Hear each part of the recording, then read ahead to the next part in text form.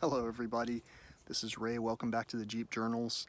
I am apparently in a heavily trafficked area of the trail. I just hiked a good distance without seeing anybody, and I sat down, and so far I've had about 4 or 5 people come by while I was explaining the details of this knife.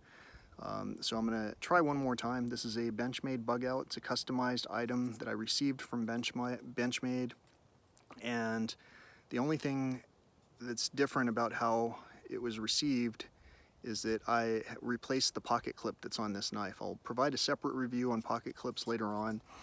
You should go to Benchmade's website if you want to try to customize your own knife and see how much your creation would cost. But for me, my creation was about $250.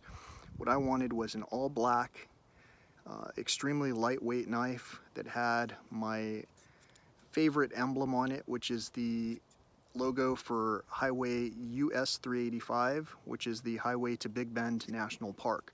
So with engraving and customization as you see it, which is basically an all blacked out version of this knife, my out of the shop cost was $250 some odd. Your price, of course, will vary based on the materials and options that you select. And keep in mind that there are less expensive renditions of this knife in existence.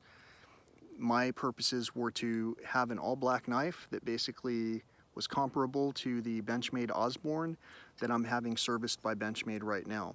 I'll provide another review on that knife in the future. For right now, I wanted to tell you this is one of the most lightweight knives that I've ever had. It's so light that it feels like about half the weight of my Glow Rhino, the reactor by Glow Rhino. And I say it feels like half the weight. I'm not sure exactly how much it weighs in comparison to this, but it really is much lighter.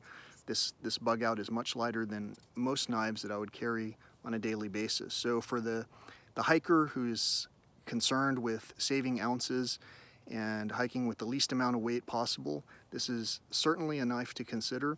It's extremely sharp. I got mine with a serrated edge, which allows a little bit of versatility when it comes to cutting through certain things like line and cord.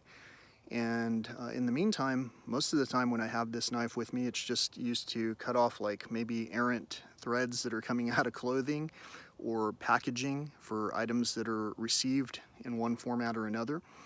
And in another segment, I talked about why I believe every adult should have their own cutting utensil that they're familiar with and that they're able to service and maintain, not necessarily for situations like hiking and camping and whatnot, but because these items do in fact come in handy. And it is especially handy when you know how to operate the item yourself and how to expect your item to work whenever you need it.